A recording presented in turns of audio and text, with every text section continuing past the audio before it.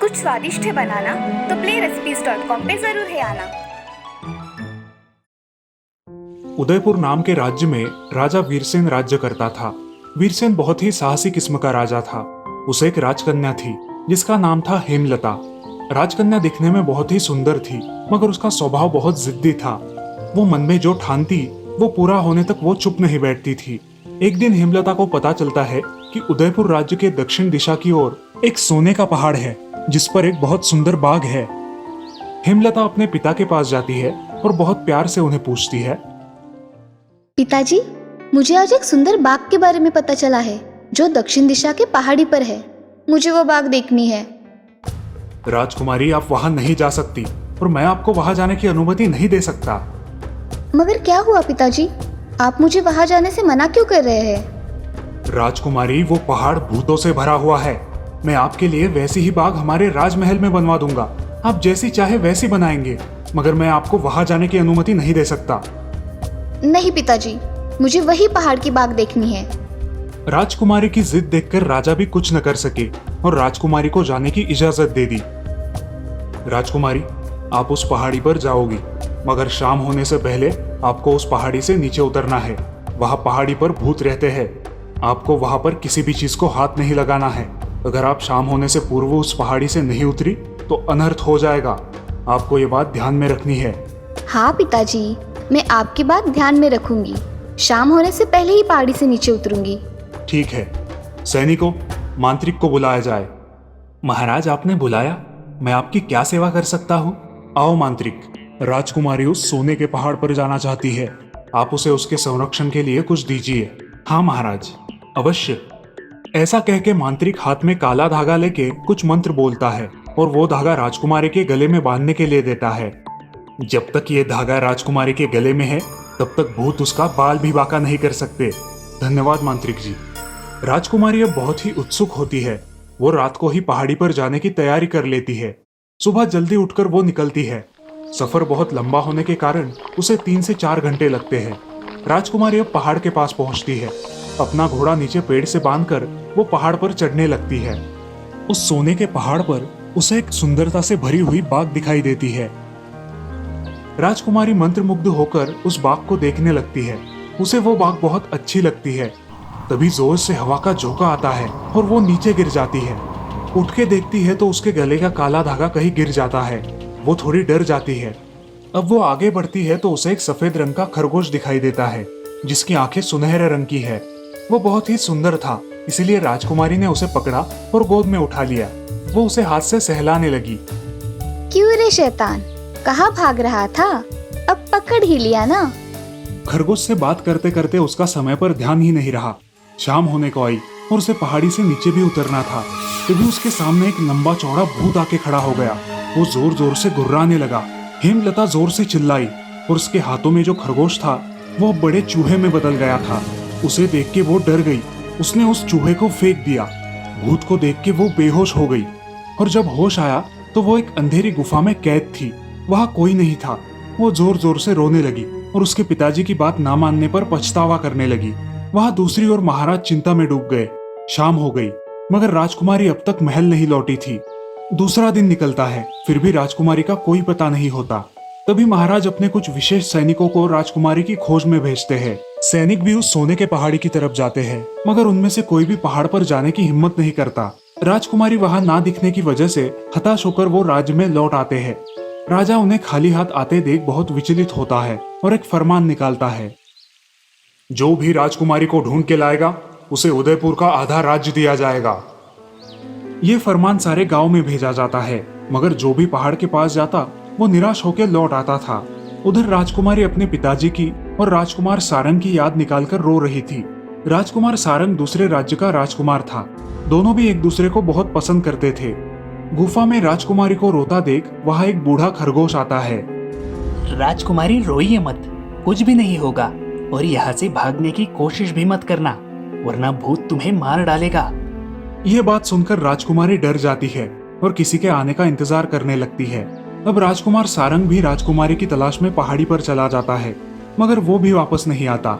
ये सब देखकर महाराज चिंतित और दुखी हो जाते हैं। रानी तो ये खबर सुन के अन्न त्याग कर देती है। एक दिन चित्रवीर नाम का एक नौजवान लड़का महल में आता है और महाराज से कहता है, महाराज, मैं उस सोने की पहाड़ी पर जाकर राजकुमारी को ढूंढना चाहता हूँ, अगर आपकी आज्ञा हो तो। ये सब सुनकर महाराज प्रसन्न हो जाते हैं और उसे जाने की आज्ञा देते हैं। चित्रवीर उस पहाड़ी के पास आता है। उसे कुछ भी समझ नहीं आता कि राजकुमारी को भूतों से कैसे छुड़ाए। वो सोच में पड़ जाता है।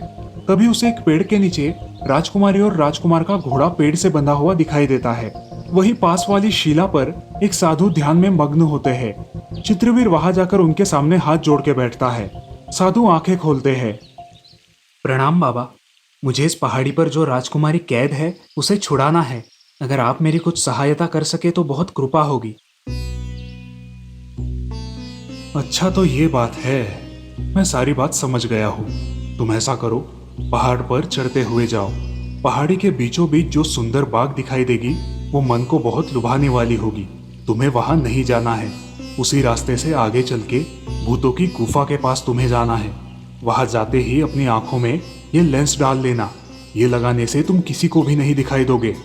बाद में तुम राजकुमारी को अपने कंधे पर बिठा के गुफा के बाहर लेके आना। राजकुमारी को गुफा में ना पाकर भूत बाहर आके तुम्हारा पीछा करेंगे। तुम दोनों जोर से दौड़ना और अगर भूत ने पकड़ लिया तो राजकुमारी को नृत्य करने कहना। राजकुमारी का नृत्य देखकर भूत विचलित हो जाएंगे। तभी तुम ये राख उन पर फूंक देना। भूत भस्म हो जाएंगे। साधु ऐसा कह के उसे लेंस की डिब्बी देते हैं और बाद में मंत्र जाप कर एक भस्म की पुड़िया देते हैं। चित्रवीर साधु को प्रणाम करके पहाड़ पर चढ़ने निकलता है।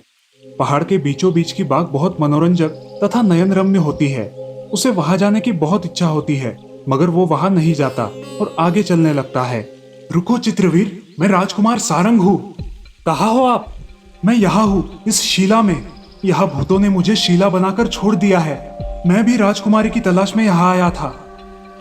ये सब सुनकर चित्रवीर डर जाता है, मगर हिम्मत जुटा के आगे बढ़ता है। आगे उसे भूतों की गुफा दिखाई देती है। उस गुफा के पास आते ही चित्रवीर अपने आंखों में वो लेंस डाल लेता है और गुफा के अंदर प्रवेश करता है। उस गुफा के एक कमरे में राजकुमारी बैठी हुई दिखाई देती है। चित्रवीर उसके पास जाता है और राजकुमारी को सब बता देता है। राजकुमारी भी अब चित्रवीर के साथ जाने के लिए तैयार हो जाती है। राजकुमारी अब चित्रवीर के कंधे पर बैठ जाती है और वे दोनों गुफा से बाहर निकलते हैं। भूतों को इसकी भनक लग जाती है और राजकुमारी गुफा में नहीं है ये देख भूत बाहर निकलकर चित्रवीर और राजकुमारी का पीछा करने लगते हैं। राजकुमारी और चित्रवीर अब जोर जोर से भागने लगते हैं। तभी भूत उनके सामने खड़े हो जाते हैं। उनके हाथों में बड़ी बड़ी तलवारें होती है। चित्रवीर सारंग की पड़ी हुई तलवार लेके भूतों से युद्ध करने लगता है। राजकुमारी, अब आप नृत्य कीजिए।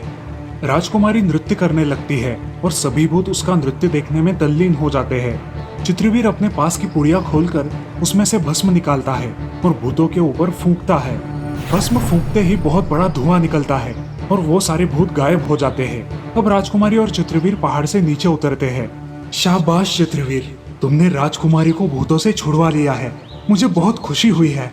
चित्रवीर अपने पास का भस्म हाथों में लेकर उस शिला पर फूंकता है। तभी राजकुमार शिला से मुक्त हो जाता है। अब वे तीनों पहाड़ से नीचे आते हैं और साधु को धन्यवाद देते हैं। चित्रवीर वह भस्म साधु को वापस कर देता है और उनका आशीर्वाद लेकर वहां से निकलता है। अब तीनों राज्य में पहुंच जाते हैं। सारे प्रजाजन और महाराज चित्रवीर से बहुत खुश है। चित्रवीर, तुमने तुम्हारा वचन पूरा किया। हम बहुत खुश है। मांगो, क्या मांगना चाहते हो? महाराज, राजकुमार सारंग और राजकुमारी हेमलता का विवाह कर दिया जाए। वे एक दूसरे को बेहद पसंद करते हैं। चित्रवीर को दक्षिण का आधा राज्य दिया जाएगा। आज से दक्षिण उदयपुर का राजा चित्रवीर है। अब सारे प्रजाजन बहुत खुश हो जाते हैं और महाराज खुशी खुशी राजकुमारी का विवाह राजकुमार सारंग से कर देते हैं। इस कहानी से हमें ये सीख मिलती है कि हमें हमसे बड़ों की बातों को अनसुना नहीं करना चाहिए, वरना हम मुसीबत में फंस सकते हैं। शाहपुर नाम के राज्य में सहदेव नाम का आदमी अपनी पत्नी सविता के साथ रहता था। वो कपड़े धोने का काम किया करता था। दिन भर की जो भी कमाई होती थी वो अपनी पत्नी को दे देता था। दोनों सुकून से अपना जीवन व्यतीत कर रहे थे। अजी सुनते हो, मुझे एक हार चाहिए, वो भी सोने का। अरे भाग्यवान, अभी तो हमारे पास पैसे नहीं है। जब पैसे आ जाएंगे तब खरीदेंगे। तुम्हारा हमेशा का ही है, कुछ भी मांगो मुंह पे ना ही है। कुछ पीछे भी रखा करो, वरना हमेशा की तरह गरीबी में ही जीवन व्यतीत करना पड़ेगा। हाँ ठीक है ना, अब बस भी करो। अगले दिन सहदेव कपड़े उठाकर धोने के लिए चला जाता है। यहाँ उसकी पत्नी सिर्फ हार के बारे में ही सोचती रहती है। क्या करूं जिससे मुझे सोने का हार मिले? एक दिन वो जंगल में कुछ फल लेने के लिए जाती है। तब वो नदी के किनारे एक सुनहरे मेंढक को जाली में बंधा हुआ देखती है। वो उस मेंढक के पास जाती है। समिता, मैं इधर हूँ। हाँ, कौन है?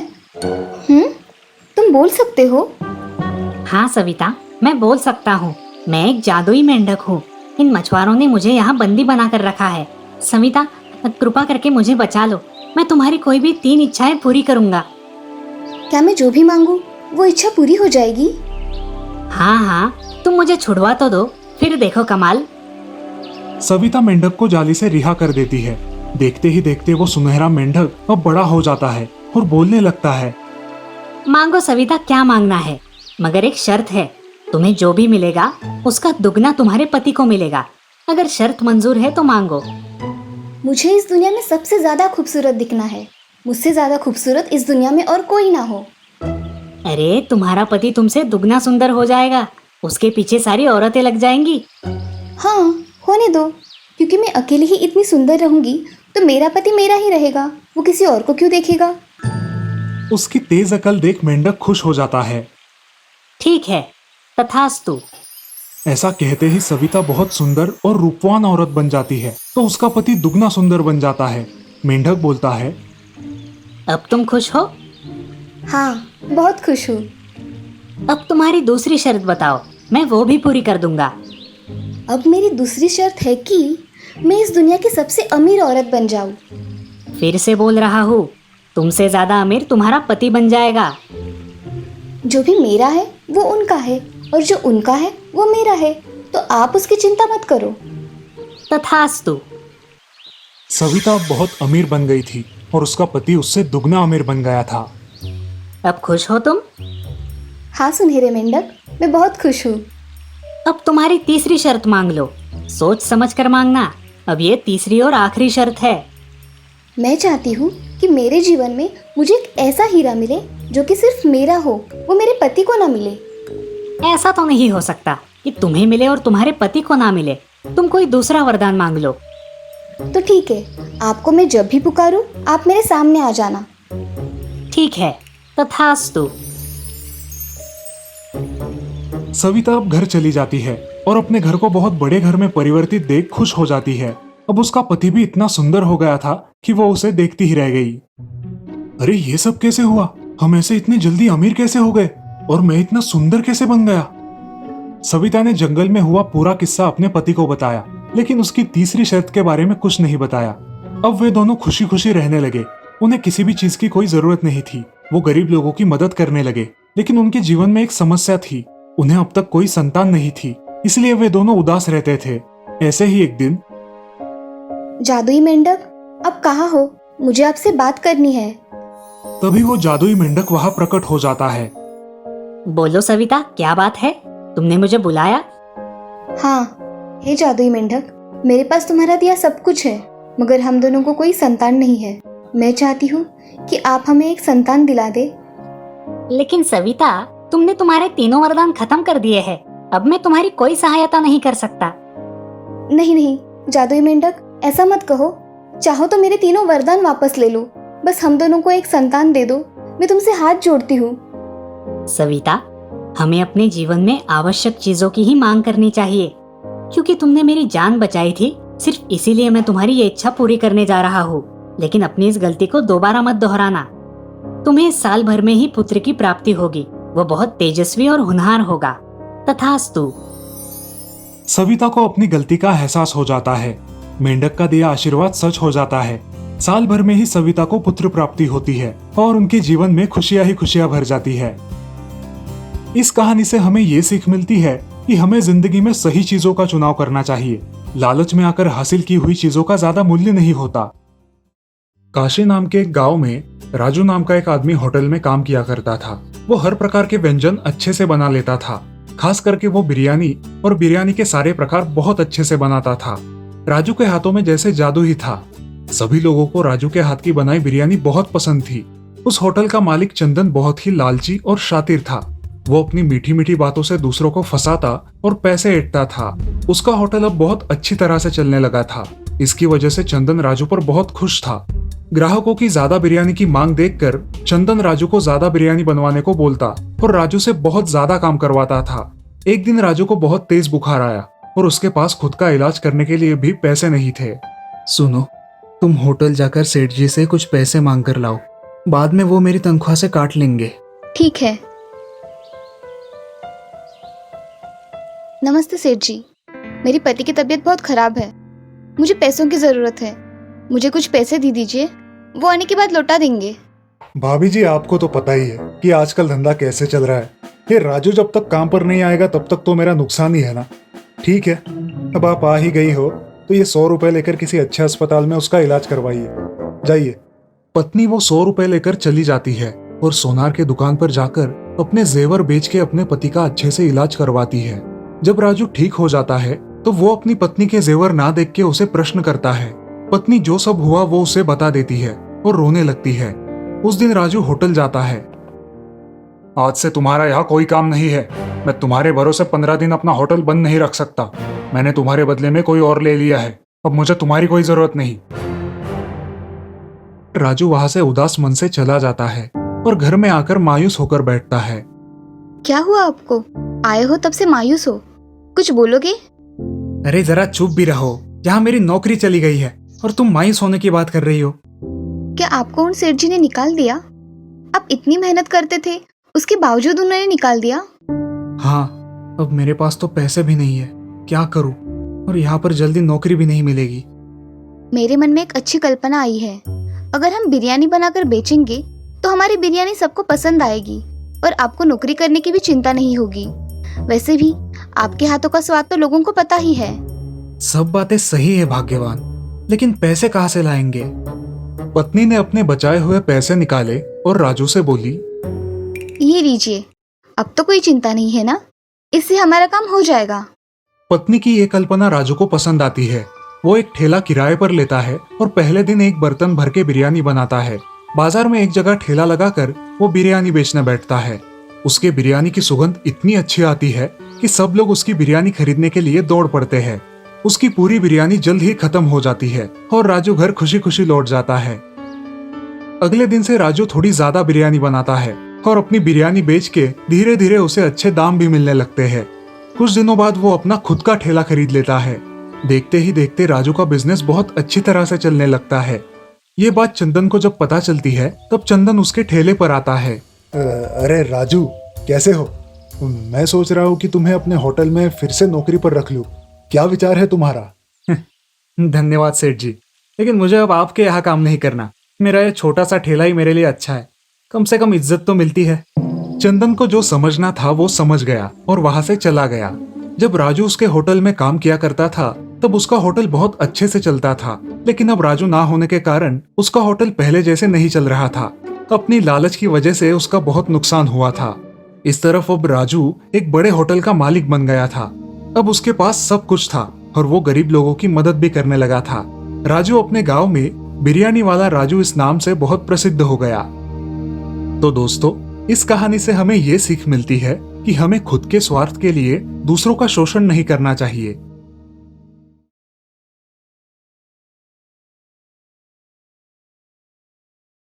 कुछ साल पहले रामपुर में हरिया अपने परिवार के साथ रहता था। वो अपना छोटा खेत बो के परिवार की परवरिश किया करता था। उसका छोटा भाई कृष्णा खेती के काम में उसकी कोई मदद नहीं करता, लेकिन कृष्णा एक बहुत ही अच्छा कारपेंटर था। कृष्णा, कृष्णा उठो भाई, सूरज सिर पे आया है, कुछ काम वाम नहीं करना तुम्हें? भैया स्कूल शुरू होने में अभी 1 महीना बाकी है, क्यों परेशान कर रहे हो? सोने दो ना। मुखिया जी सुबह आके गए हैं, वो स्कूल के बेंचेस का काम कब तक होगा पूछ रहे थे। कह देना हो जाएगा, अभी बहुत टाइम है। ये कह के कृष्णा फिर मुंह पे चद्दर ओढ़ के सो जाता है। हरिया को समझ नहीं आ रहा आखिर इसे कैसे समझाए। इसी विचार में हरिया अपने खेत की तरफ निकल पड़ता है। जब वो गांव की नुक्कड़ पे पहुंचता है तब, अरे भाई सुना है मुखिया जी दूसरे गांव से मिस्त्री बुला रहे हैं। वो तो होने ही वाला था। कृष्णा के भरोसे बैठेंगे तो हो गया सत्यानाश। हाँ और नहीं तो क्या, हरिया भैया की विश्वसनीयता की वजह से मुखिया जी ने ये इतना अच्छा काम उस आलसी कृष्णा को दिया है। गांव वालों की बातें सुनकर हरिया परेशान हो जाता है, क्योंकि कृष्णा की गैर जिम्मेदारी की वजह से अच्छा खासा पैसे देने वाला काम खोने के लक्षण नजर आते हैं। क्या करूं इस लड़के का समझ नहीं आता। भगवान ने हुनर तो दिया है, लेकिन इसका यह आलसीपन। हरिया थका हारा रात को घर लौटता है। उसकी बीवी उसे खाना परोसती है। बीवी से पता चलता है कि कृष्णा दोपहर 3 बजे उठा और बिना नहाए धोए दोस्तों से मिलने बाहर चला गया है। अच्छा, यानी आज भी स्कूल नहीं गया। इतना काम पड़ा है, लेकिन इस लड़के के दिमाग में भूसा भरा है। और आज जाते समय रात के भोजन में केरी का अचार बनाने के लिए बोल के गए हैं। बीवी की बातें सुनते ही हरिया के दिमाग में एक कल्पना आती है। वो बीवी से नींबू मांग के लेता है और बाहर आंगन में जाके बैठ जाता है। भाभी, जल्दी खाना परसो, बहुत भूख लगी है। और हाँ, कैरी का अचार भी देना। केरी का अचार बाहर आंगन में आपके भैया बना रहे हैं। कृष्णा बाहर आता है और हरिया को नींबू के बीज के साथ बैठा देख चकित होता है। भैया, ये नींबू के बीज के साथ क्यों बैठे हो? तुम्हारे लिए कैरी का अचार बना रहा हूँ। भैया, आप ठीक तो है? नींबू के बीज से आप कैरी उगाओगे? हाँ, क्यों नहीं उगेगी? भैया, आप ही ने सिखाया है ना, जो बोओगे वही पाओगे। फिर तभी मुखिया जी का आदमी वहां आता है और कृष्णा को बताता है कि मुखिया जी ने स्कूल के काम के लिए नए कारपेंटर को बुलाया है। अब उसे स्कूल आने की जरूरत नहीं। अरे मुखिया जी, ऐसे कैसे कर सकते हैं? मेरे जैसा एक्सपर्ट कारपेंटर उन्हें आजू बाजू के 10 गांवों में नहीं मिलेगा। वो आप उनसे जाके बोलिए, चलता हूँ। अच्छा खासा काम हाथ से जाने की वजह से कृष्णा बहुत दुखी होता है। कृष्णा, अब दुखी होने से कोई फायदा नहीं है। जो जैसा बोता है वैसा ही फल पाता है। तुमने अपने आलसी स्वभाव के कारण इतना अच्छा पैसे कमाने का मौका खो दिया है। भैया, मुझे माफ कर दीजिए, आगे से ऐसा कभी नहीं होगा। ठीक है कृष्णा, देर से आए दुरुस्त आए, आगे से ख्याल रखना। तो इस प्रकार देर से ही सही कृष्णा की आंखें खुल जाती है और वो आगे से खूब मेहनत करने का वादा हरिया को देता है।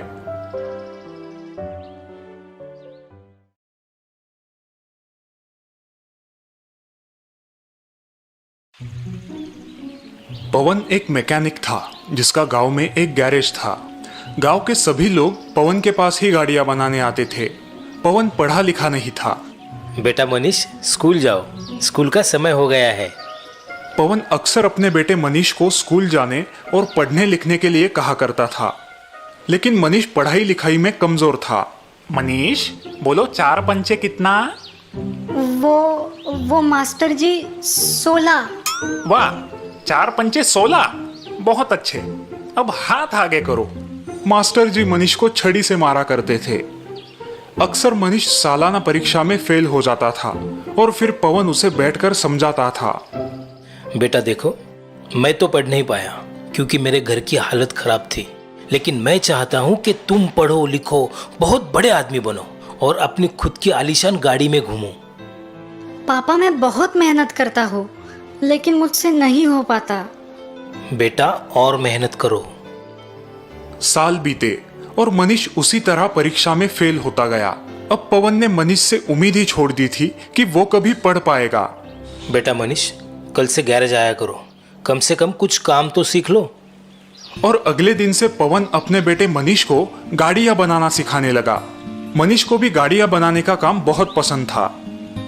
कुछ वर्ष बाद मनीष पवन से भी होशियार मैकेनिक बन गया और पवन बुढ़ापे के कारण बीमार हो गया।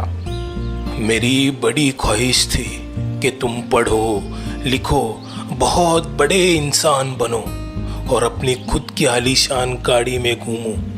अब मैं पढ़ नहीं पाया तो क्या करे, लेकिन गाड़ी में जरूर घुमाऊंगा आपको, और वो भी खुद की गाड़ी में। उस दिन मनीष ने ठान लिया कि वो अपने पापा की इच्छा पूरी करेगा और खुद ही अपने लिए एक कार बनाएगा। उसने पूरी लगन के साथ अपना काम शुरू किया। लगभग 2 साल बाद मनीष की मेहनत रंग लाई और उसने खुद के लिए एक शानदार कार बनाई। देखो पापा, मैंने कहा था ना कि मैं आपको अपनी खुद की बनाई हुई कार में घुमाऊंगा। मुझे तुम पर बहुत गर्व है बेटा।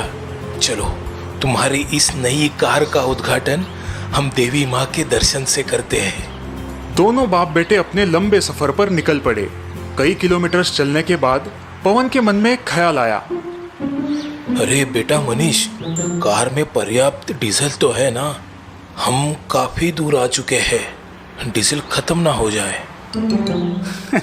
अरे पापा, उसकी कोई जरूरत नहीं। ऐसे कैसे? भला बिना तेल के कोई कार कैसे चलेगी? हाँ पापा, चल सकती है, ये बिल्कुल मुमकिन है। बेटा, मेरे इतने साल का तजुर्बा कहता है कि बिना तेल के कोई कार कभी नहीं चलेगी।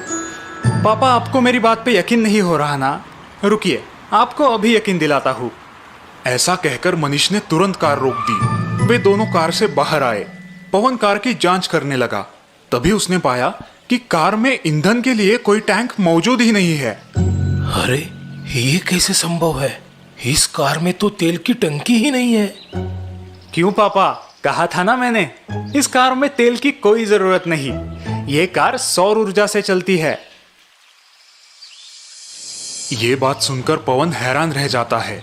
उसकी आंखों में खुशी के आंसू आते हैं। मनीष का पूरा बचपन उसकी आंखों के सामने आ जाता है। मुझे माफ कर दो बेटा, मैं गलत था। तुमने एक ऐसा आविष्कार किया है जो आज तक कोई पढ़ा लिखा नहीं कर सका।